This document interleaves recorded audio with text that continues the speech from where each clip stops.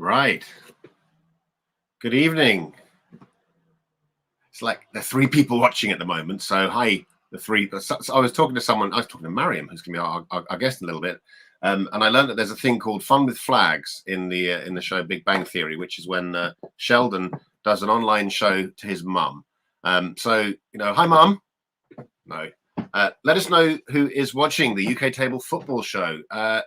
It's hot and sunny and summery, and I bet people aren't sitting at home. It's not like the middle of winter when we're all stuck in a lockdown. There's nothing else to do. Everyone's in the park having fun, but 6 people are out there. So put a message in the in the comments and Facebook chat, in Facebook comments and YouTube comments. Let us know who's out there watching. We have a great show for you tonight. We've got a fantastic guest. My name is Will Hawkes. If you're watching for the first time from the British Foosball Association, I suspect most of you do know who I am. Let's see, we've got some people watching. So Reese Roberts. Hi, Reese. And within a stone's throw of where Reese Roberts is watching, we've got Mike Cohen watching. If you guys don't know, Reese and Mike Cohen actually live opposite each other in the same suburb of Cockfosters in North London.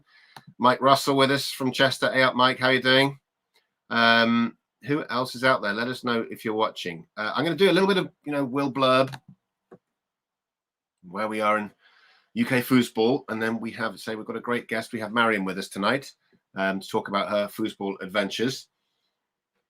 I'm just going to so where are we?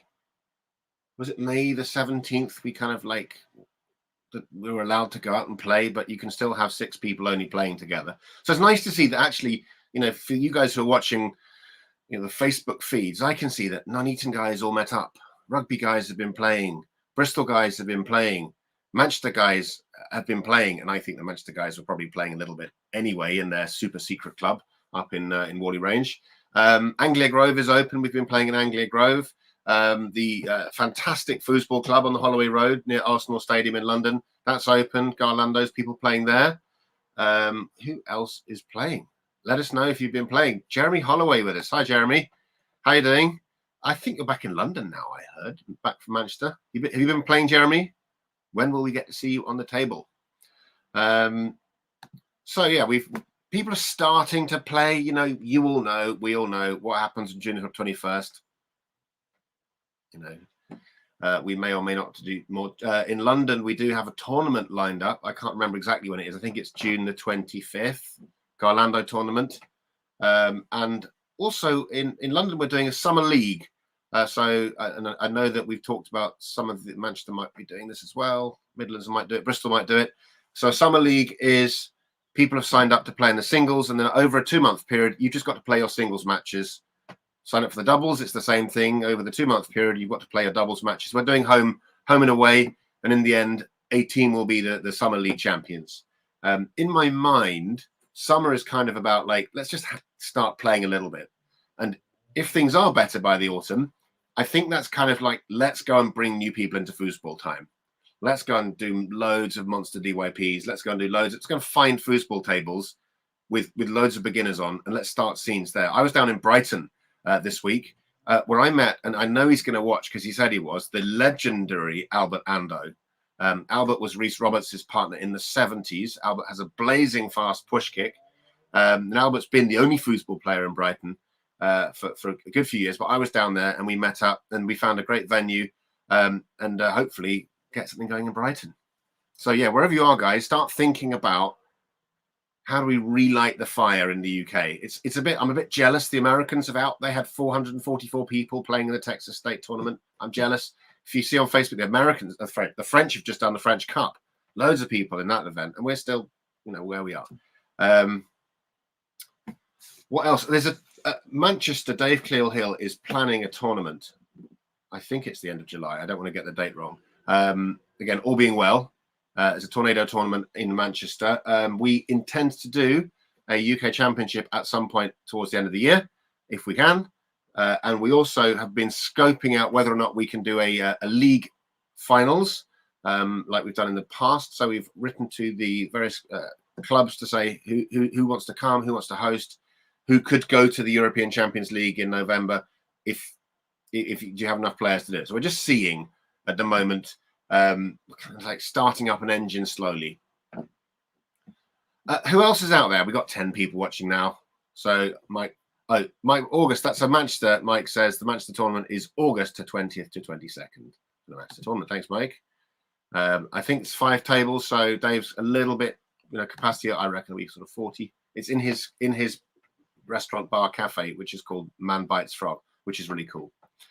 Right. So too much of me, and let's go and introduce our fantastic guest for today. I think a lot of you will know her. It's Maryam Aly. Hi, Maryam. Hello. Hello. Welcome to the UK Table Football Show. This is our 10th one, and I'm delighted to have you with us. I'm delighted to be here. And where are you in the UK today? Today I'm in Canterbury. Normally I'd be in London, but today I'm in Canterbury because we came down here to watch the England match. So it's been a good day. Yeah, let's big thumbs up to England. And I thought you'd gone to Canterbury to start a foosball scene in Kent. That was you need the Kent County Championships. You aren't the only foosball players in Kent, because I don't know, Donna Walker. I think you've met Donna across the foosball table, and Donna's husband Sam and their lovely baby May. They are in Margate in Kent these days. I see. Donna and I actually played on the same team at the European Tornado Open in the team event. Oh, cool. Donna's awesome foosball player. She's one of those players who's like shoot on sight. Did you discover that with Donna? You can't rest. It's like bang. Yeah, she was our singles player, and she did very well. So, but Maryam, you're from the US. What are you doing in the UK? You're just on holiday? What happened? I moved here. Oh, actually, it's a longer story than that. It's a little bit longer than that. So, I was visiting. I was visiting Steve and Chris Lyle last year in early March. I came to visit because the Bundesliga was supposed to be that. Around that time, I was going to come. We were going to practice, and we are going to fly over together. Then Bundesliga was canceled. It was like, oh well, I'll still come. Our countries are okay right now from a Corona perspective. Well, my 1-week visit turned into a 5-month visit. Oh. And during that time, I really just enjoyed London. And I had already been thinking about moving away from New York. I've been thinking about some other cities across Europe. I was very undecided about where I wanted to go. But yeah, last year kind of sealed the deal on London specifically. So you moved to London, which, of course, we have a great foosball scene in the UK. We have a great foosball scene in London and Europe. Absolutely. In theory, you could fly to all these countries and play in all these foosball tournaments. And you've got yourself a job as well. And in another life, Maryam and I are going to nerd out about the work she's doing, which is something I'm professionally interested in, but we won't bore you about that today because it's all about foosball. Yeah, we'll only nerd out about foosball. We'll nerd out about foosball. So all these shows always start with like, and one of the reasons why I'm so pleased to have you here, apart from that you're living in the UK, our UK foosball family, right? You've been to our tournaments.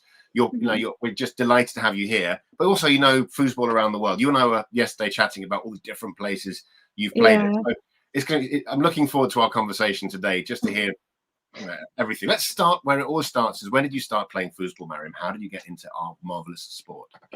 I started playing back in 2008 when I was in uni. There was a table, a home model of a tornado in the dorm that I hung out in all the time, and so I started playing on that table with some friends, and none of us were good. But actually, someone from our friend group just kind of showed up to the table one day and destroyed us, just wiped the floor with us, playing tournament style. And we were just blown away. And all of us were like, okay, we have to learn this. And so, yeah, after that moment, we started training with the guy that taught him, who was Mike Bittarelli, an upperclassman from Boston, who had gone to tournaments before. He started playing in Boston and had gone to tournaments throughout uni. And he's the one who encouraged us to go to our first tournament. So my first tournament was, I think, 7 months into playing. I went to the US Open in Atlanta, Georgia in 2009. Wow. I love this. The first thing which is cool about this story is that, and for all you guys listening, we all had a hero. Right, everyone needs a hero. When you start playing, you need someone who's like does the thing, and you go, oh, "I want that." For mine, it was a guy called James Shenton. James is not these days anything special, but when I was watching, it's like, oh my goodness, I want that. So that was Mike Billarelli for you. Yep, that was Mike Billarelli for me. And then Mike Billarelli, within 7 months, got you to the US Open. How did that go then? How did that feel? I didn't lose every match, but it was close. And I lost to children. Like, I was still technically a junior, even though I turned 19 in 2009. I was still technically a junior because I turned 19 after the year started. But I lost to, I think, a 14-year-old. I think I lost to a 9-year-old too that tournament. It was like I lost to actual children.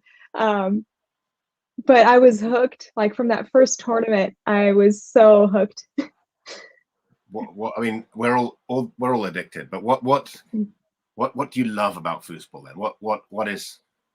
Oh man, so much. Like, I get so much joy just out of playing. Like, it's fun to play. I think that's how we all start. It's like, oh, it's just fun to play.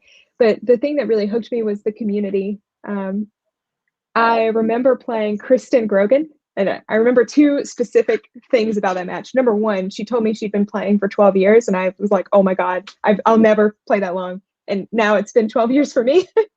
And the second thing, so I played her in a match. She, wiped the floor with me.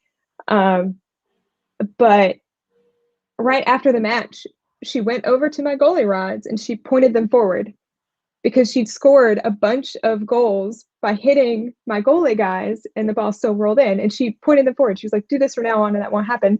So even though she won, even though she didn't know me and I was a beginner, she took the time to teach me something.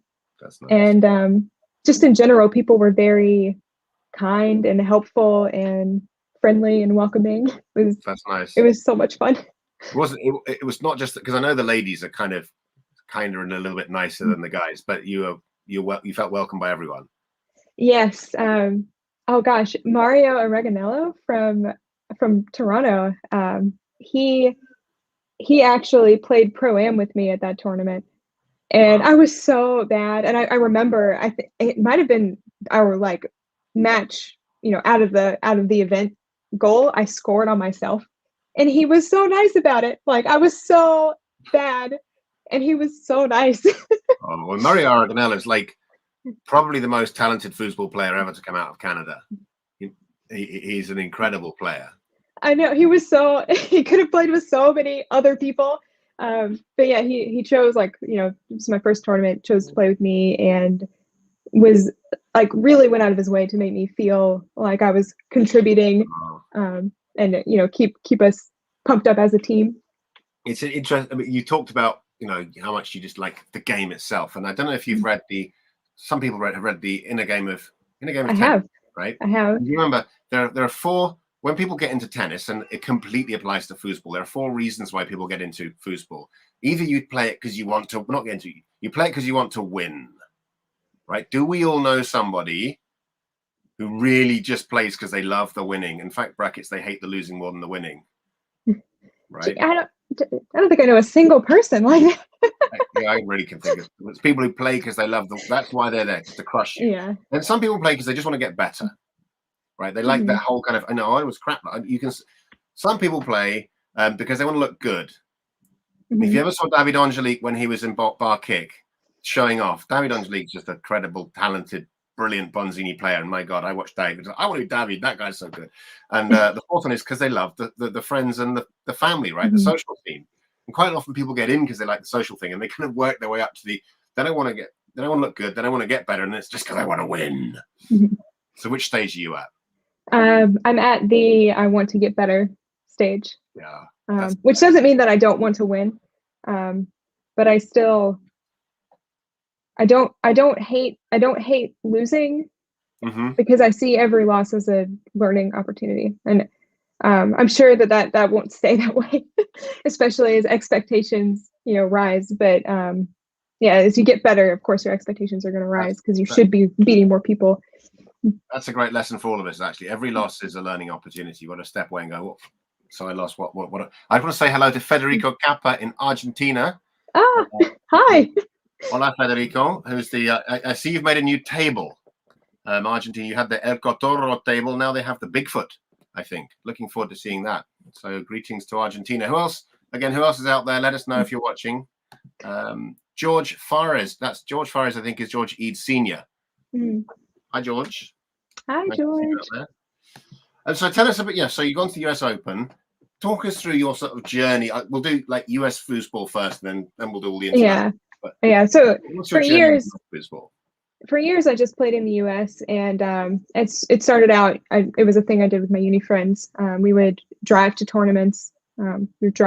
So for the one in Atlanta, we flew, but most of the other ones we would drive to. We went to Michigan State. We went to Kentucky State.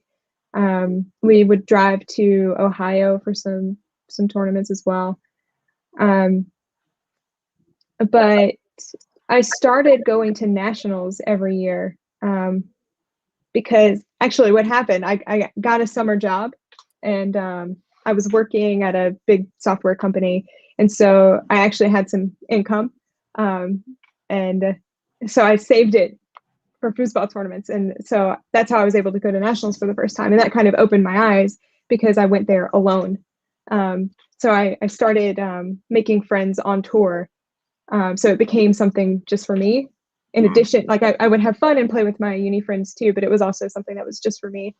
And that went on for a long time.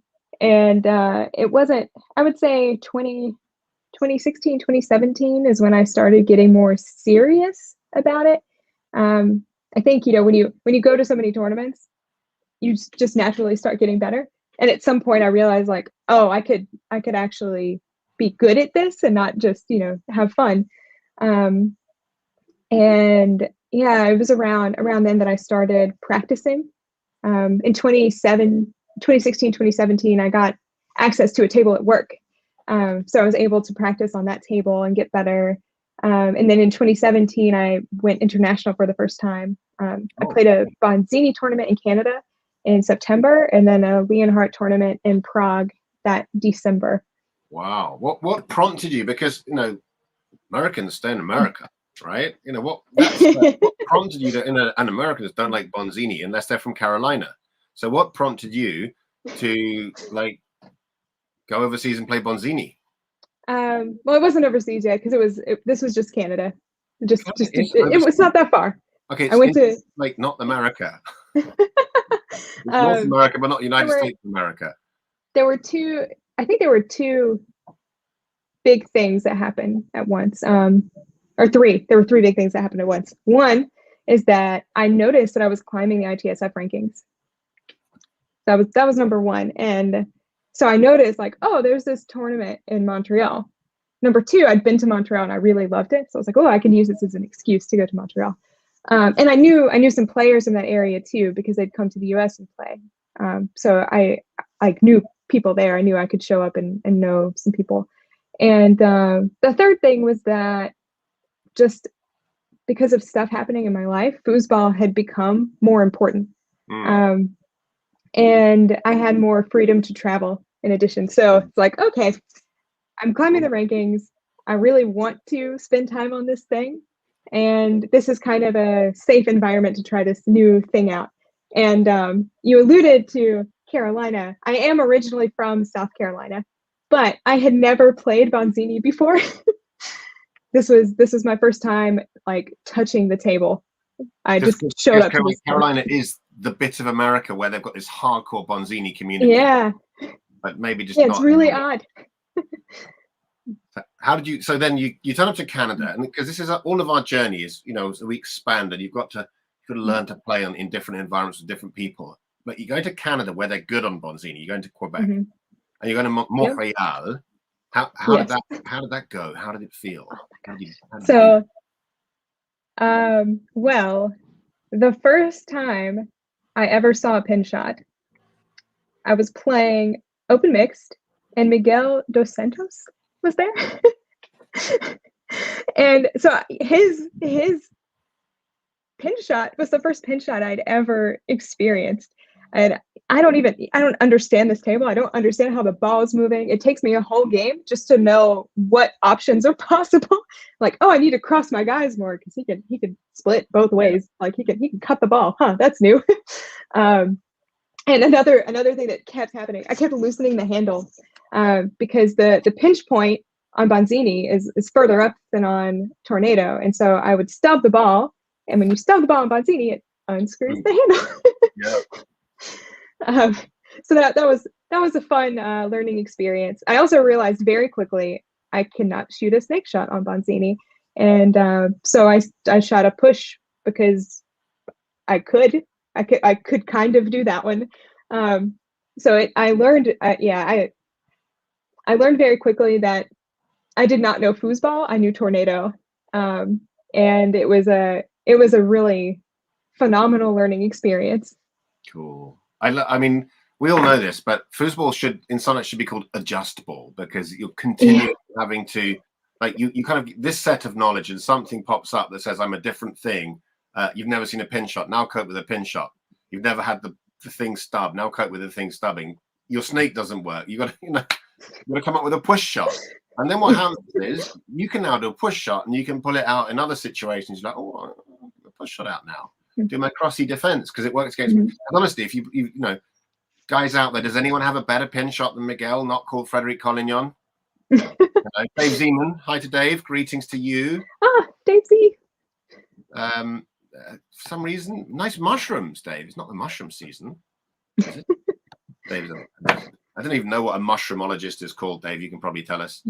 Yeah, question out there for who's got a better pin shot than Miguel if you're going to play against for your like first ever experience of a pin shot. And how were the Canadians? Were they like nasty? Oh my God, absolutely not. They're unpleasant people, the Canadians. I almost said Montreal group, but it's really the Quebec group. Like they're such a, I love them so much.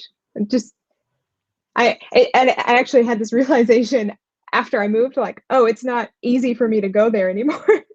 So I'm not sure when I'll be back, and that makes me sad, but I'll make it work. I'll go at some point because it's their tournament scene is just very friendly. It's such a, I don't know, it feels like going home. But they play good on Bonzini. And they don't have any Americans going to see them apart from people in Buffalo who can just drive there. Yeah, and occasionally the people from North and South Carolina will come up and play Bonzini with them too. But yeah, a few of them are also good multi-table players, and they'll come and play on Tornado. Like Francois Bayou, for example, he's won expert and pro doubles. I think it was at Colorado State last time it happened, 2019. Wow. He got second in expert singles, I believe. That sounds right. Yeah. Might be making up some stats now. Canada's such a big place, and it's just, they've got, we mentioned Mario Aragonello. He's, I discovered, originally like an Italian al volo player, because I think Toronto has this huge volo community who are separate from ITSF. We got some answers. Dave Zeman has told us that the correct term for a mushroomologist is a mycologist. So Dave, we learned. And Callum Oakes watching out there. Talk about who's got the best pin shot. Benjamin Strood. Yeah. So you mentioned we talked about your Canadian Bonzini experience. You went to Europe. You went Leonhard. Where did you go? How did that work? I went to the Czech Leonhardt Open in December of 2017, and that was really interesting because I could see that I could be good on that table. I knew I wasn't there yet, and there were a lot of things that didn't work out too well. But I really enjoyed playing on the table, and it always takes me big adjustment. I'm definitely a one-trick pony when it comes to my 5-bar.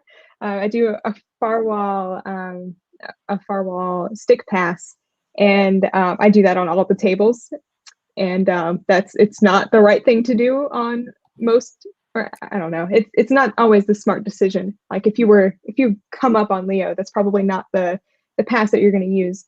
So of course it caused me problems sometimes, but I really enjoyed the table, and I ended up getting 5th in women's doubles, losing only to the people who won. Who's your partner? Who are you playing with? Karolina Kloss from Poland. From? Poland.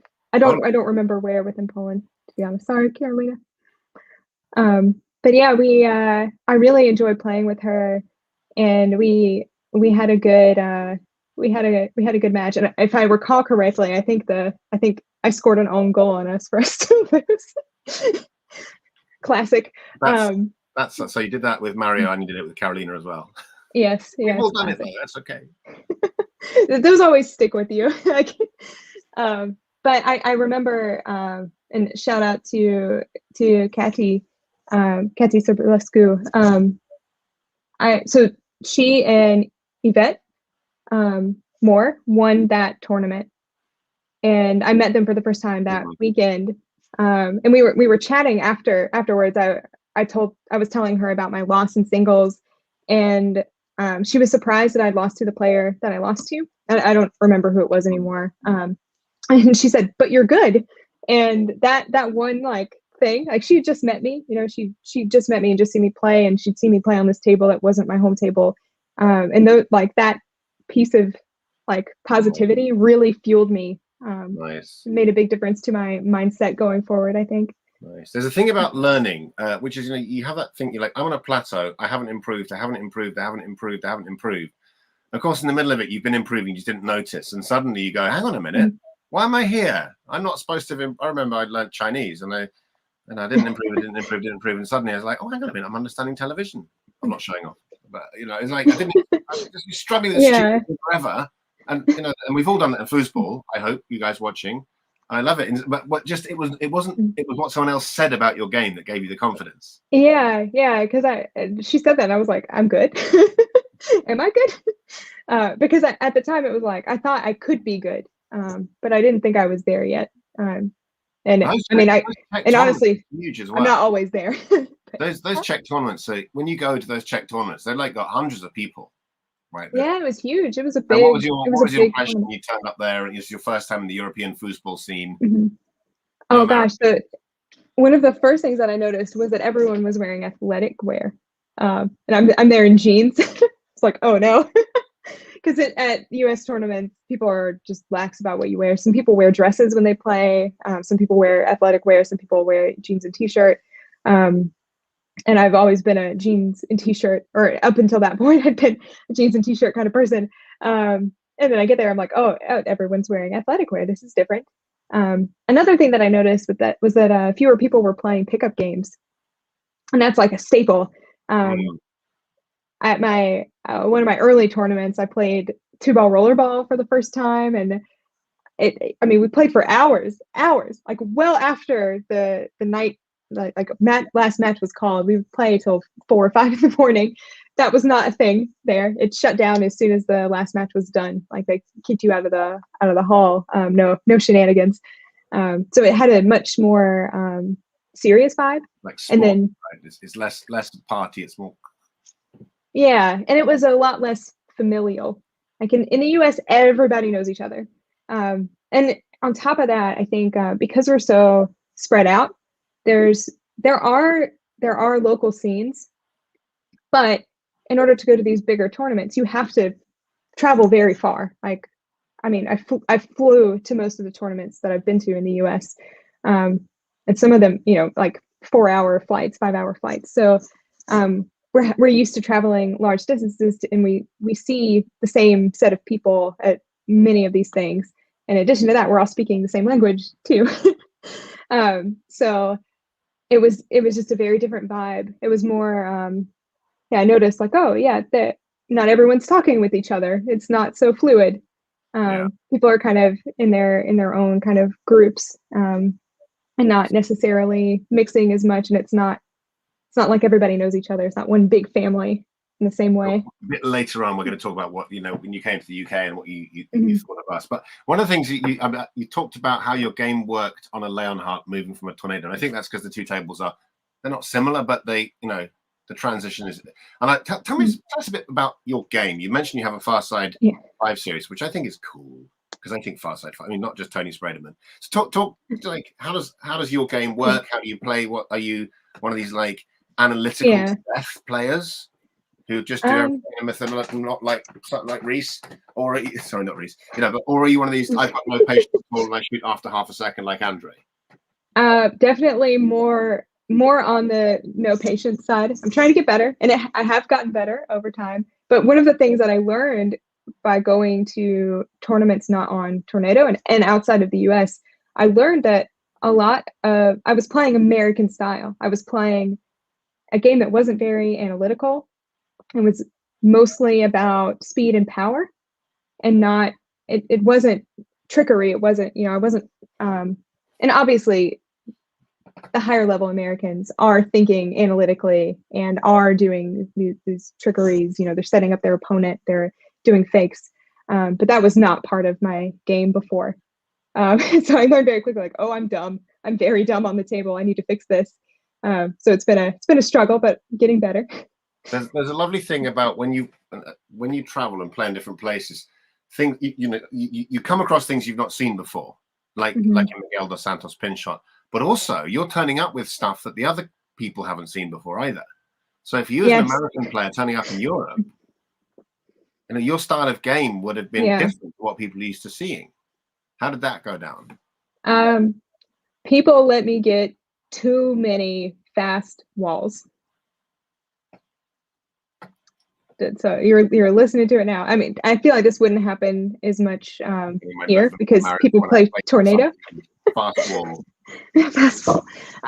But I'd say especially against women, I would get way more of those than anyone would let me get away with on a Tornado in the US.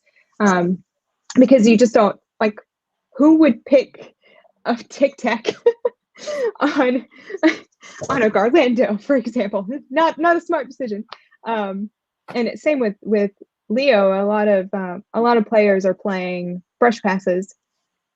So you don't see as many women doing stick passes. Obviously, some do. So but I found I could. Are you tic-tacking, or are you just setting up and going bang? Or are you a tic-tac? It's a slow tic-tac. It's not a Tony tic-tac. It's slower. Yeah. We do actually have some film, so this could probably give us a chance to just pop one of these bits of film. I'd kind of forgotten we got this.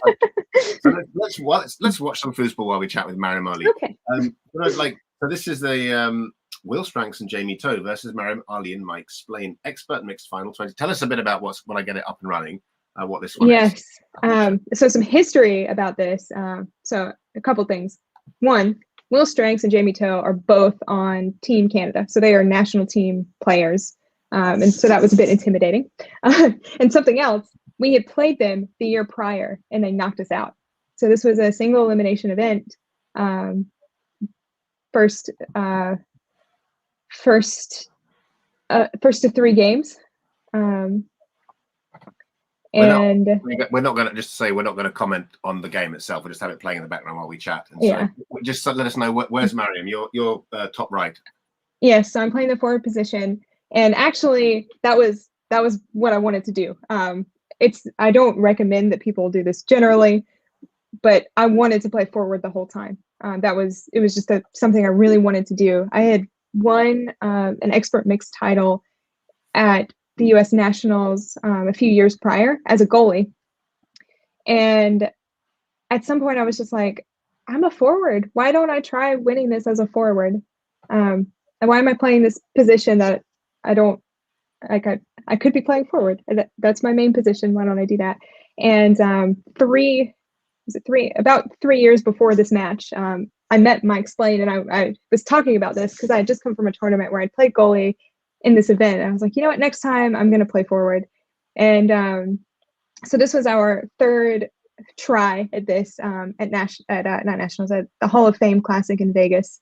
And the first time we played together, we made it to the finals and lost. The second time we played together, I think we got 5th, and we lost to Jamie and Will. And this time we made it to the finals again. We're facing our evil nemesis that knocked us out last time. They're not evil. I think I played with Jamie at that same tournament, so we're all friends. and here's, and we can. I'm watching your far side walk. Well, your far side pass. So cool. So tell us, what are we going to go here? It's like, who's your tribe? Like, Mary, you played in Europe, you played in America. Do you have? Well, actually, I suppose. You showed me your tribe, your spreadsheet of all your different partners. Because, like, as you said, if in Europe, some people we come from this club in Czech Republic. I play with my Czech Republic friend. Mm-hmm. But you kind of played with a lot of different people around the world. Yes, Read out some of I've your stats, played. Mary, because that was amazing. Should I? Not screen share because I've got it here, but you'll have to. Oh, okay. Wait, should I screen share? Well, then I lose this. I don't think I can have two. Okay, so let me not do that. So in 2019, I played with, let's see, I have to look at the numbers. Let me double check to make sure I get the numbers right. In 2019, I played with 82 unique partners at foosball tournaments. When I say tournament, this was like it wasn't necessarily ITSF sanctioned, but it was either ITSF sanctioned or kind of a national level tournament. So I played with over 80 unique partners, both in 2019 and in 2018. I didn't keep stats in 2017, so I don't know for sure what my number is there. But yeah, I've played with a lot of different people, and I love to do that. I think because I've traveled so much on my own, I'm frequently showing up with. I'm not showing up with a posse. I'm showing up alone. So I kind of have to make friends. It's a forcing factor. Like I have to get to know people, or else I'll be sad and bored. And I like people, and I love foosball, and we're at a place where everyone is loving foosball, so it's the perfect recipe to make new friends. So I'd say which of your partners would you like to give a special of your 82 partners, or who are like your special friends? Who are the ones you like? Oh, that was an amazing experience. I love playing with that person. We've had a great time. Mike Splain, or whatever. Mike Splain, absolutely.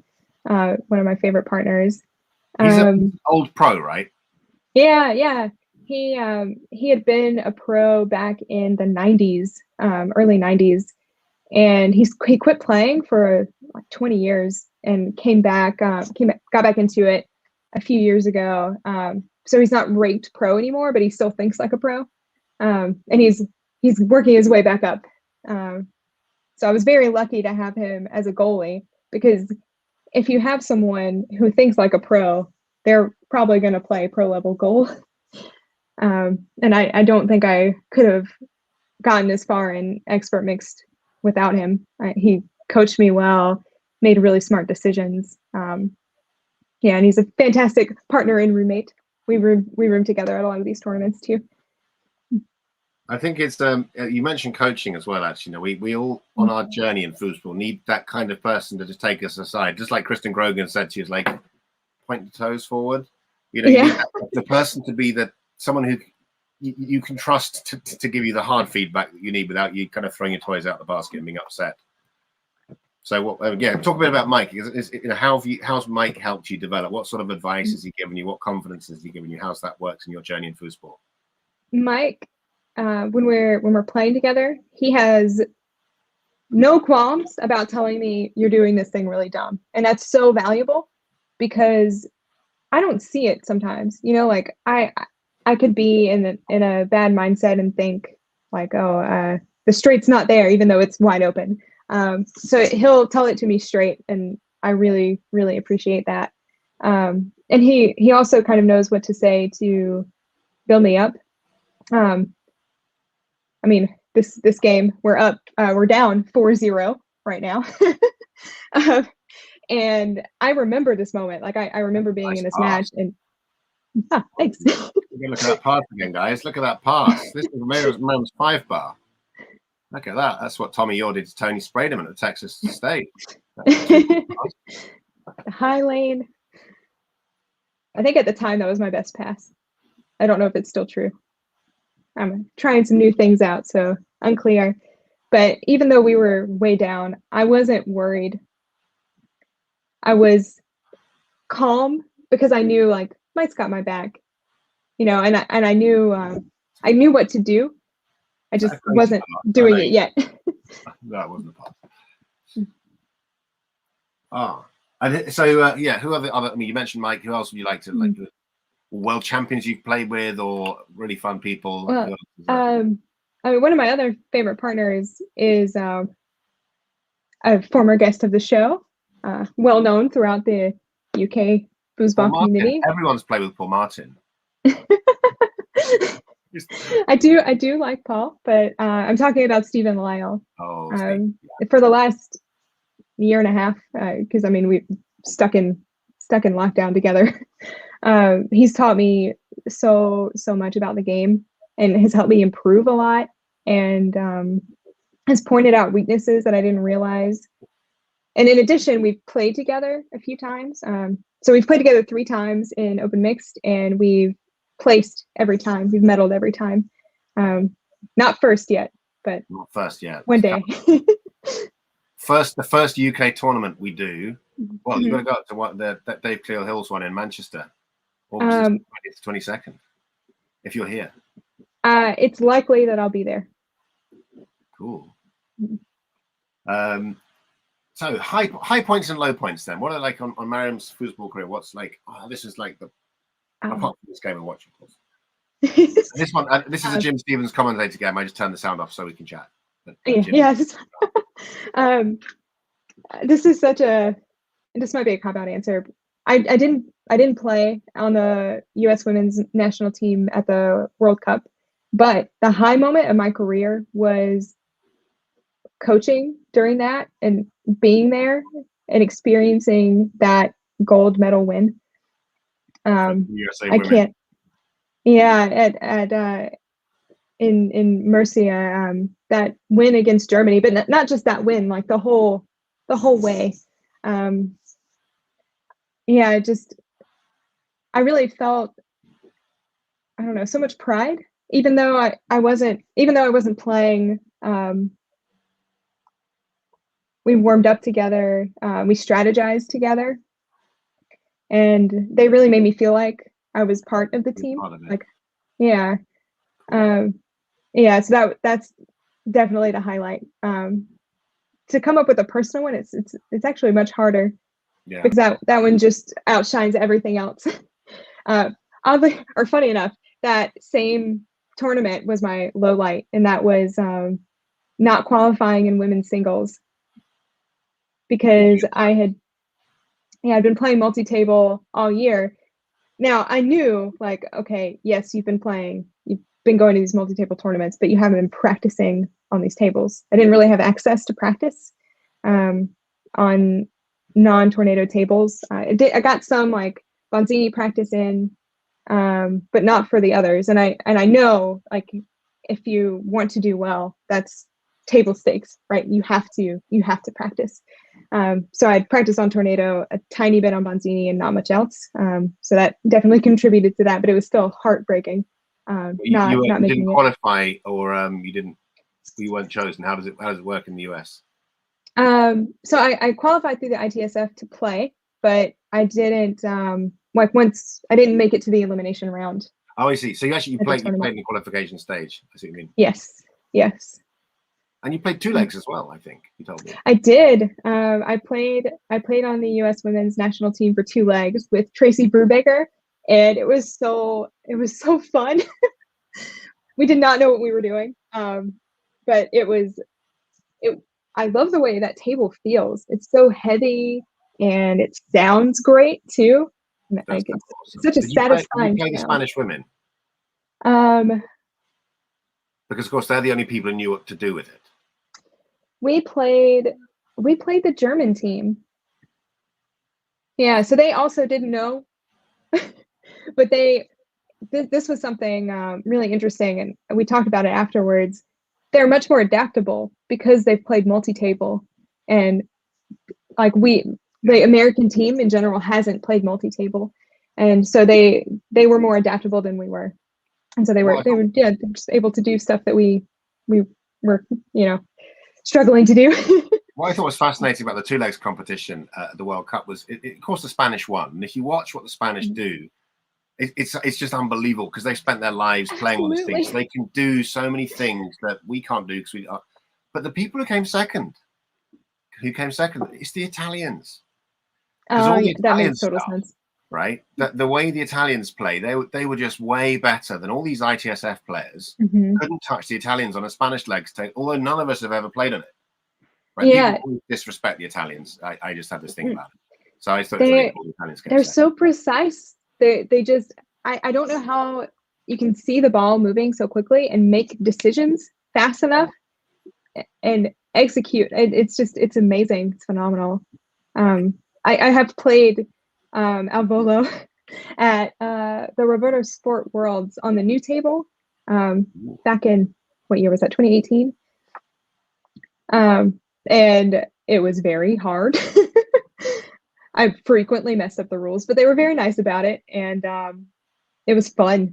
It was just hard, and Yeah, it gave me a there's big definitely appreciation. there's definitely a rules problem about the Italian thing versus everyone else thing. I don't know if anyone out there watching has an ability to influence the rules, who eats mushrooms and is a mycologist, can help us make, because when the Italians have got accessible rules that the rest of the world can enjoy playing, that means we can all go and play there and kind of enjoy it and actually take things back, and they'll just become part of the worldwide foosball family in a more easy way. Because you're right, those rules that they play, it's 5 touches or 3 touches, they're kind of like a bit annoying and stupid sometimes. Do you find that? Well, that's what I find anyway. I don't know. I think it's just because I hadn't had the time to internalize them. You know, it's the regular ITSF rules are very complicated too. I think more complicated than al volo. It's just because we're so used to it, we don't have to think about it anymore. But there are a lot of things that aren't intuitive, like, you know, you can't do 3 walls. That's not an intuitive thing. And so it takes a while to internalize it. Okay, but I hear you. It is. I think having videos is important, which I know is something the Rules Commission has talked about before. Yeah. There's a great TikTok channel, I think, Calcio Bilile 24. If you want to go and watch somebody called Italian foosball there, they're on TikTok. But you're right. I think you gave a more mature answer than mine. It's stupid, but I still think the guy's a genius. So high points and low points. What do you feel when you turn up to Murcia and you see that? You see like hundreds of tables and people from more than 50 different countries, thousands of people. How does it look? How does it feel to you as a foosball player? Oh gosh, it felt larger than life, and it for me too, because I had traveled so much the kind of year and a half prior. It was a rare moment. It was like, oh, all my friends are in one place. It was.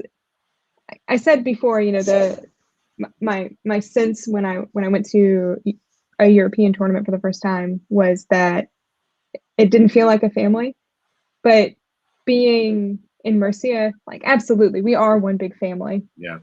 It's just the US is tighter knit.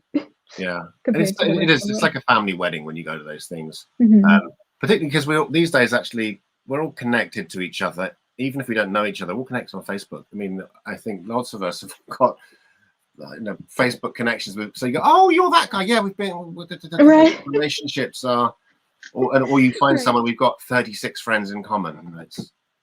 Yeah, sometimes people will friend request me. I'm like, okay, you live in Italy. Were you at that tournament that I was at? No, but we do have 300 mutual friends. So I probably haven't met you, but we'll friend each other anyway. It's fine. Well, actually, at the World Cup in Spain, you also were kind of adopted by Team GB. I did spend a lot of time with GB. You came to our like, we had a big dinner, we had a big party. Yeah, I did stop by. You came as Eddie Edwards' date. He escorted me in. It's true. Yeah, he did, very gentlemanly, as Eddie is a gentleman.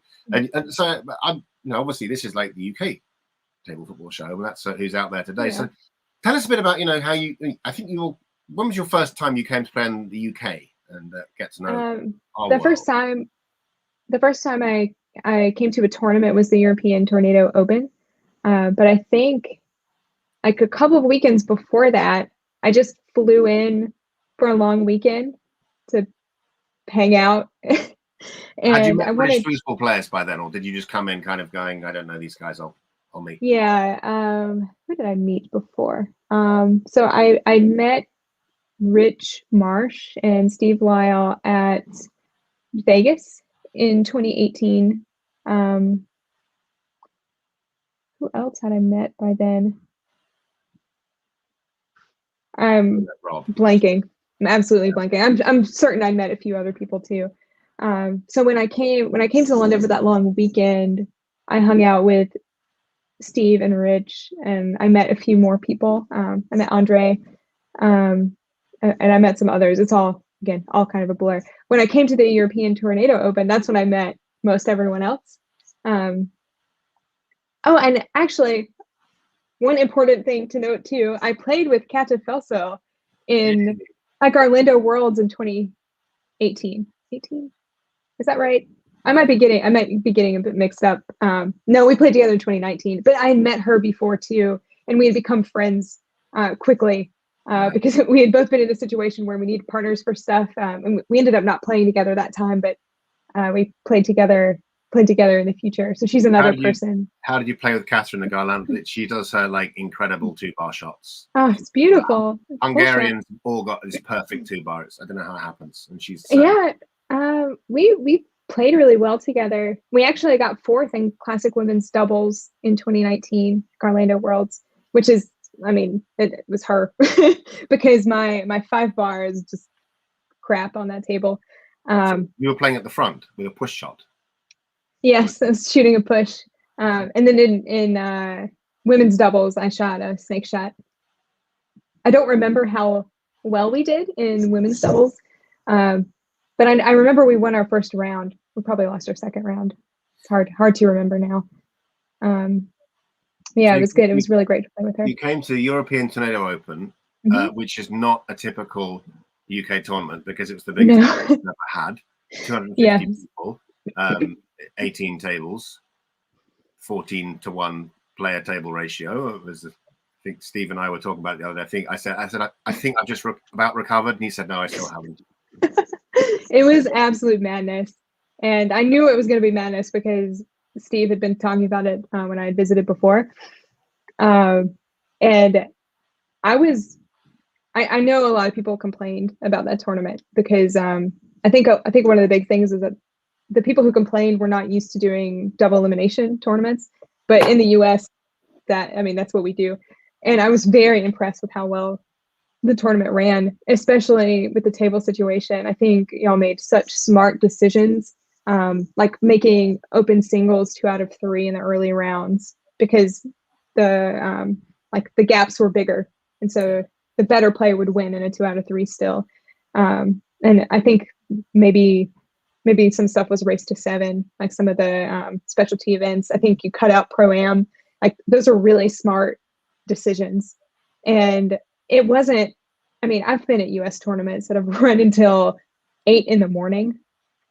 And many times, and not just once, like many times. So for me, it was like, okay, that was really well done. Like I'm very impressed that y'all were able to have it run so well given the table constraints.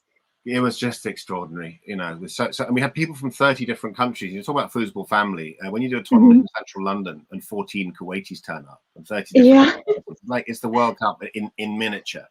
Absolutely. Let's see. Put some comments out there because I've not been paying attention to our commenters for a bit. So we got a hi, Katerina.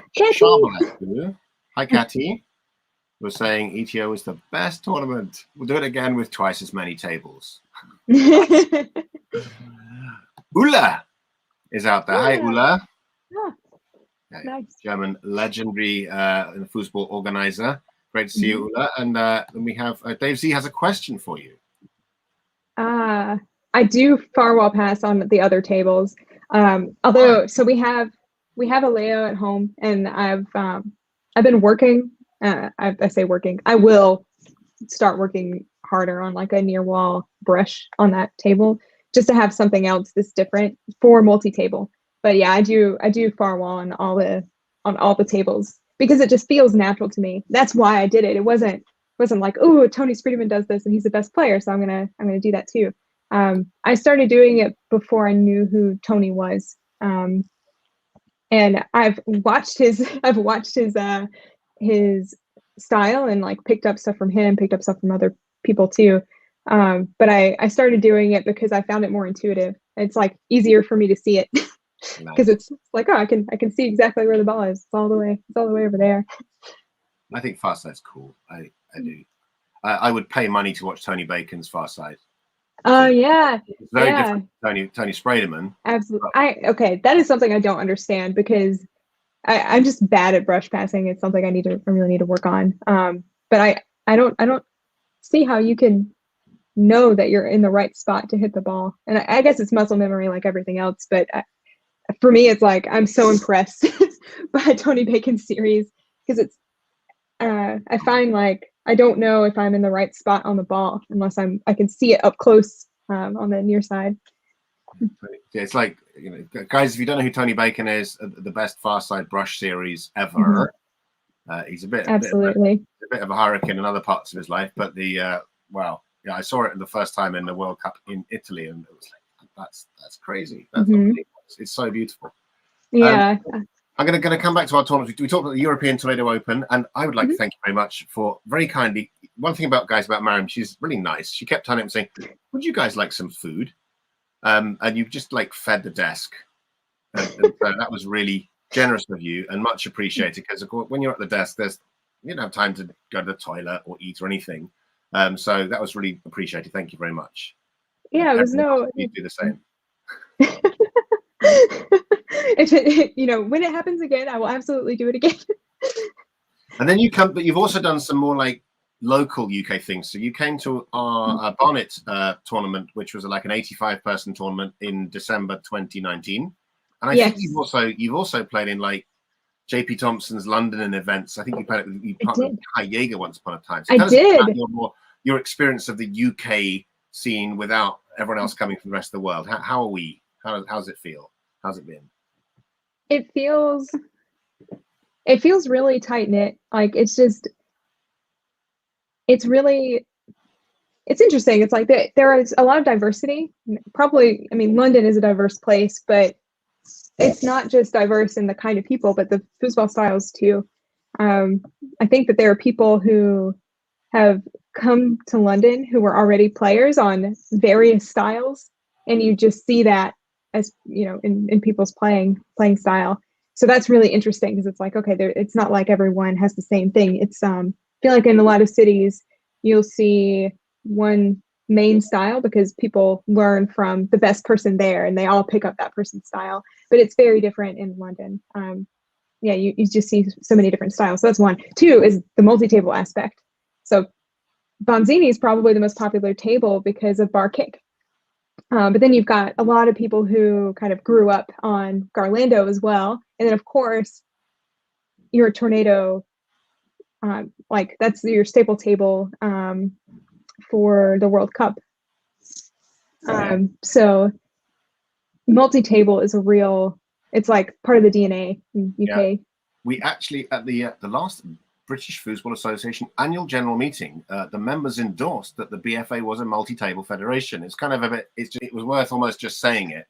Unlike US, which is Tornado, and France, which is Bonzini, we've got these, going back to the 70s when we were playing on the Italian-made Brighouse table, and the 70s when we were playing on the US-made tournament soccer table. We've always been, and now being, as you just said, in London, where you've got Leonhardts and Bonzinis, and we've got some fireballs we've had, and we've done, I think we've done 11 different table types. I counted the other day. That's awesome. Which is like, it's really awesome. We've got another person from the UK community who wants to give you some big love. Oh. Gina Majowska in Rugby. Hello, Maryam. You're awesome. Can't wait to meet up again. Great tips, amazing talent, and a lot ahead for her. I think so. It's so sweet. And also an amazing promoter. Yeah. Can we talk about that? Yeah, let's talk about that. Yeah, Kat. I mean, for someone especially too, who it's not like you've been part of the scene for a decade, like you kind of dive right in and you've been growing a scene in your area and been learning how to run tournaments. It's awesome. Like keep doing that great work in addition to getting better as a player too. Yeah. And Kat, Kat, I know when we next see you on the table, you're going to be, well, you're always fierce anyway. Yeah, she is someone who hates to lose. Like she's got that grit that I'm still trying to get. I can't wait to get us all together again whenever we can all be together. That's what we're all missing at the moment. So you've and talk about some of the local events. I know you played with Kai. Was what was the event? Was it one of JP's ones or? Yeah, it was one of JP's events. It was at a oh shoot, I don't remember the name. It was at mini golf, an indoor mini golf place, Yeah. and it was Garlando. And By the I way, don't we even finished remember. over there. You want to see my dodgy taste of music? Well, meanwhile, when you go back and watch, you can see that I've been watching lots of German documentaries at the moment. It's my new thing on YouTube, so that's what Nice. So you have to tell us what happened because we're all busy talking and we're watching it. So you were talking about in a JP tournament first, then we'll come back to that. Okay, sounds good. I don't remember how Kai and I ended up playing together. I don't. Yeah, my memory's terrible. I mean, I feel like it's because I play in so many events. Everything just becomes a blur. But he wanted to play forward, and I think he was confused. Like, are you sure you want to play with me? Because I want to play forward. But I was really happy to play goalie on Garlando because as I've said before, my 5 is terrible. I need to practice and actually learn how to do something besides a stick pass. But yeah, I played goalie for him, and he did so good. I was so proud of him. He was really nervous to play forward, and we ended up getting second at this Garlando tournament together. We only lost to Stephen Rich, and I was staying at their place that week. Just like there's no shame in losing to Stephen Rich, but Kai is a fearsome competitor.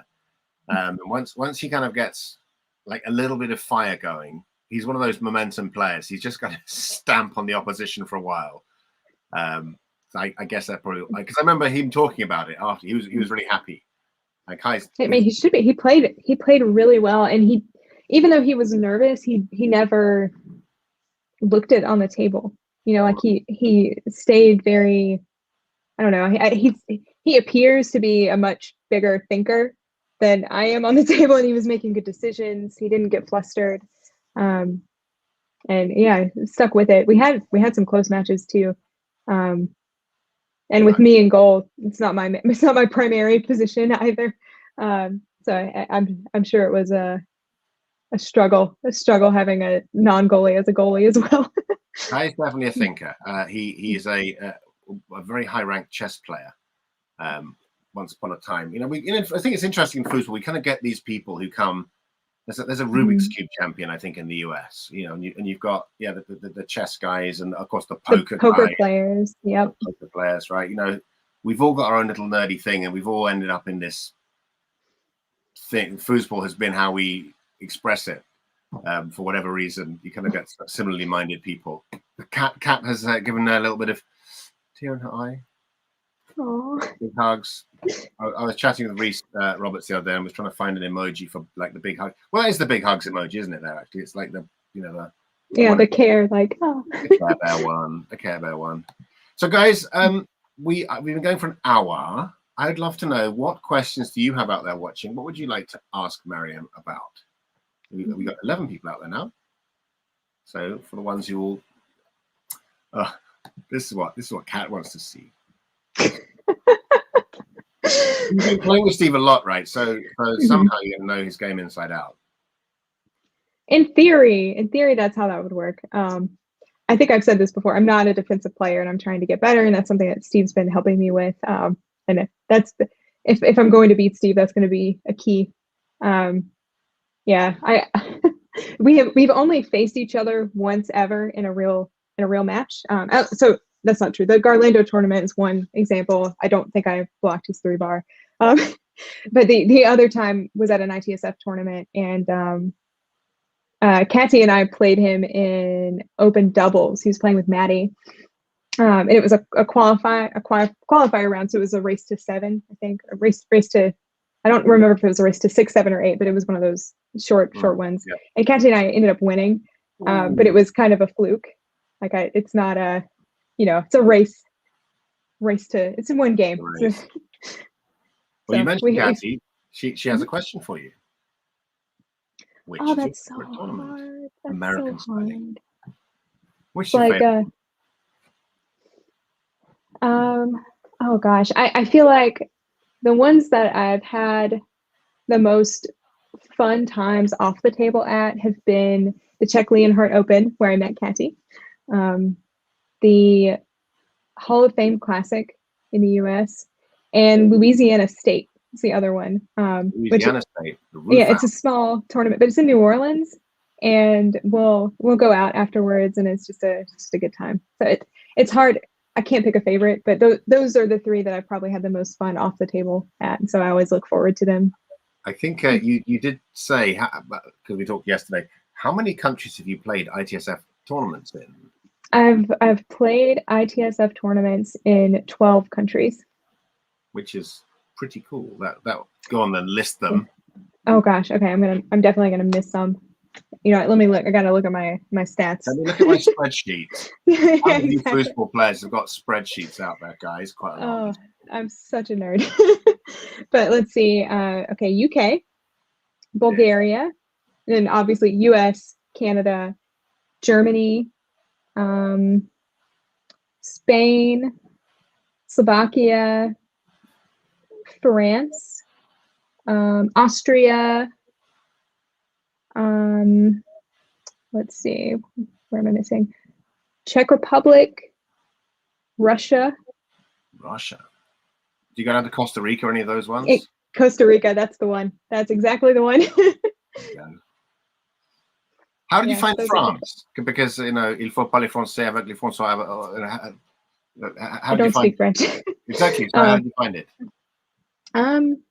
It was definitely different. I expected it to be a similar, I don't know, I guess because they're both Bonzini tournaments, I expected it to be more similar to the tournaments that I'd been to in Montreal.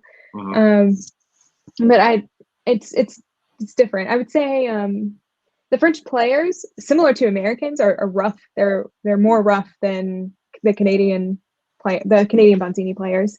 And the Canadian Bonzini players too, like even if they are rough, a lot of times they'll stop themselves like, oh, I'm sorry, I got you, you know. And it's just not that way in France. It's similar in the US, but it's for me, it's more intimidating on Bonzini because I don't know what I'm doing.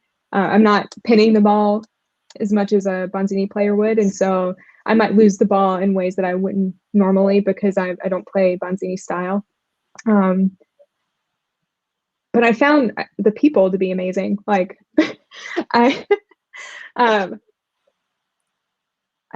so Fanny Martineau, for example, that's who I played with at the European Tornado Open. She's amazing. I love Malika too. They came to our tournament in London. That was like a British tournament where all the French turned up to play Tornado, like half the national team, and Fanny and Malika as well. It was great. Mm-hmm. It was cool to have French over here. Yeah, Clementine. I think I respect the players so much, and there are so many. I don't know. If you look at their national team, it's like stacked. National team is stacked with just amazing players, and a mix too of, you know, people who are up and coming, you know, soon to be great, and people who've been great for a long time. And it's, yeah, I've watched videos of them playing, of like the national team playing, to understand like what should Bonzini look like. We've got a question coming from Reese. Why are there so few female players? And how can we get more? Yeah, it's an essay question for all of us to write for the next 24 months, guys. Let's right. Maryam, tell us the answer. How do we do it? Right. Simple. It's simple. No, I think a lot of us have come to the game through friends. A lot of us have come to the game through bars, and those aren't always the best. I don't know. I feel like this isn't true everywhere, obviously, but sometimes those are in groups and it's hard to break into them, and they're not always friendly. And I think women are, this is definitely a generalization and not true for everyone, but I think women are probably more likely to come into the game for the community versus wanting to win. And there are some obvious counterexamples to that, but I think I don't know, socially, women are less likely to do something that they're not good at if it's all about winning, because it takes time to get good to win. And so, yeah, it's more of a discouragement. So the community is going to hook people more. I think also by making, if we focus more on community in general as a whole, it would open it up to more than just more women. It would open it up to more people overall. Yeah. Too. I mean, this is what Kat says. It's because you guys are scary. Now, I mean, my little bit, and some of you heard me say this before. I do a youth centre program here in North London, and I go and do girls foosball tournaments for girls aged between 10 and 13. You got to. The girls love it. Mm-hmm. I tell the boys to go away, and you've got 12 girls having the most fantastic time doing a monster DYP or a last man standing. And they just have a great time. And when I tell them, oh, why haven't you come? We all want to play. So I just will getting preachy for a moment. I think, guys, we just need to invite people. You just like if you want a girl to go on a date, you need to ask her. If you want a woman to play foosball, you say, would you like to come and play foosball with my friends and bring some of your friends and we'll have some foosball fun. And let's not make it scary. Steve Lyon and I have been talking about this. What they do at Kicks in Hamburg is fantastic for their beginner events. If you have a 5-bar, you can't play. If you have a snake, you can't play. If you turn up with a wrap, you can't play. If you turn up with a glove, you can't play because it's super beginner friendly. When you score, you swap, which I love. And when you beat the other team 7-0, guess what happens? The winners buy the losers the drinks. Right? So the whole philosophy, this is like, we're getting preachy, guys, but if we want more people, young people, women people, disabled people, we just got to invite them, but we've got to make it friendly and not mean and scary, as Kat said, because the blokes are scary. No one's going to come. Yeah, I mean, imagine, you walk up to a bar in London and there are people playing, and it's people from the national team playing each other. They're probably playing hard, even if they're laughing and having fun. They're probably playing hard, and seeing that is intimidating. Like, oh my God, how are they so good? If I try to play, I'm not going to ask to play because they're so much better than me. We have to extend the hand and be like, hey, will you play with us? You do. And that's another thing in Hamburg, which is that if the rookies go up to the player where the table where the good player's playing, say, can I play? They'll be like, yeah, of course, step on. I'll go back and let me show you how to do it. And I also think sorry, I'm opening my rant again. We all think foosball happens in bars, and it doesn't. I mean, it does, but it's like 0.01% of. And we're busy thinking it's a bar thing, and let's put a table and a coin up, and like, right? And let's go and find where people are playing foosball, which isn't always in bars. Yeah, like schools, like you were saying before. Like schools, right? We got some more comments. Dave Z says, I thought your favorite tournament was your next one. Greece one. Sorry, go on. Talk to Dave one. Yeah. So my next tournament, I don't know how you meant this, because I do always have a next one, whatever that is. So that's kind of true. Like, oh, I'm so excited to go to da da da. That's true. But also that my next one is the U.S. National Tournament, and I've been to it almost every year since 2009. The one year I missed was to go to the ITSF World Cup because it was like the weekend before, so I couldn't really go to both. But I've been every time besides that, so that one's special to me for sure, and it's the one that it was the first tournament that I won a title at. Oh, nice. I've got another. This is a mega comment from Kat. We can all read it. I'm not going to read it out. For winning tournaments, I'll read this bit. Would you bet on and practice only your main type of shot, or would you stick with practicing everything and keep surprising everyone with different shots? Up until probably 2 years ago, I practiced my main stuff. And occasionally I would stumble upon something while practicing, or I'd see something someone did and be like, oh, I want to try that. But it was all kind of within my same game. But during lockdown, I started practicing different stuff. I started actually practicing a push shot on Tornado to play Classic. I'd never shot it in a real thing before. I started practicing a pull shot. It's terrible, but I practiced it because it was just a total like missing piece of my game. I could not shoot it at all. Now I can shoot a wimpy one. So I'd say more recently I've been practicing different stuff, but it's still important to practice your like bread and butter like that. Yeah. Make sure that's always good. But yeah, I don't know. I feel like there are kind of two schools of thought. There's one school is perfect perfect exactly the series that you need to win. But there's also the other school of thought is if you learn everything, it makes you a better player because you can think differently. And I feel like Todd is one of these people. Like Todd will practice his opponent's series to really understand what's happening, and that's why he's a legend. Yeah. So I'll tell a Steve story. He told me when he played Todd Lafredo, you might know this one. He won his first game against Todd Lafredo. Right, this is one game up. At which point Todd then started passing 2 to 5. And you're like, Todd Lafredo's one of the best 2-bar shots from the back and all the bank shots and everything else. And he goes and does 2 to 5. So because I think that he will be one of those like toolkit players. Like, which tool do I need to get out of the box to solve this particular problem? Yeah. And Todd actually told me once, because I think I played with him in the Master BYP at Texas. It's buy your partner. So basically everyone puts in $150. You do a raffle and you pick like based on your ordering, you get to pick a master to play with. So the first time I did this, I got to play with Todd, and he showed me some things on the table. He was like, he's amazing. He's a great teacher. He's also an amazing player, really smart person. And I got frustrated with something. I'm just like, oh, I'm just not a goalie. You know, I've been playing forward so much. I need, I'm not a goalie. And he looked at me. He was like, what am I? Like a foosball player, Don. He's like, exactly. You want to be a foosball player, don't you?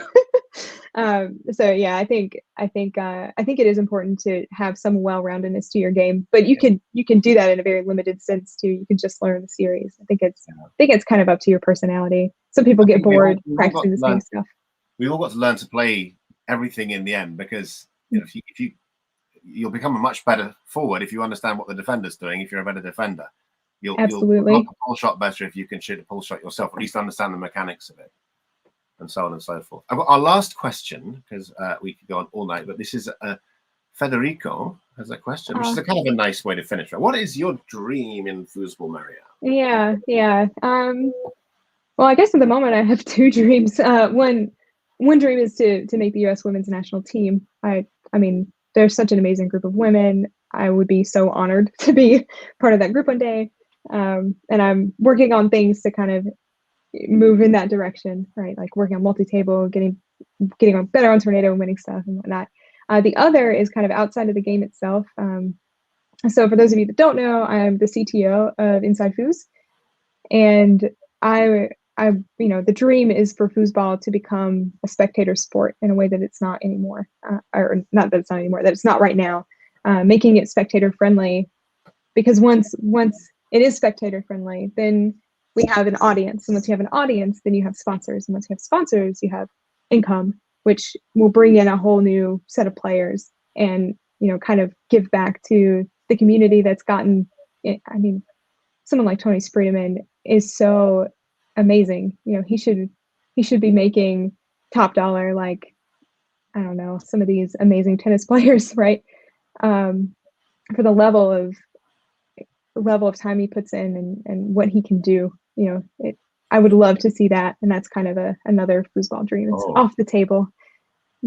That's cool. That's. I mean, I think that's all of our dream, really, isn't it? And that my invitation to all the people watching is, that's what can we all do to make foosball just so many more people playing it, and a fantastic product that's great to watch and great to play. We all know how great it is to play. We called him in 20 years' time, and we're all talking about this and saying this thing's become like 100 times, 1,000 times bigger. Wouldn't that be cool? That's my dream when I'm lying in bed wondering what to think about before I go to sleep, which is usually foosball. I'm going to think about the future of foosball. So with that, Mario, I'm going to say thank you very much for joining our show, and thank you to all you lovely people for joining us too on a rather hot night, at least in South the UK. I don't know if it's the same for the rest of you. What would you like to say? Anything in conclusion, Maryam? What would you like to say to everyone? I'm very happy to be in the UK now, and I can't wait to see you all in person and play together. I miss you. I like that you copied your parakeet's hairstyle. Thanks, Dave.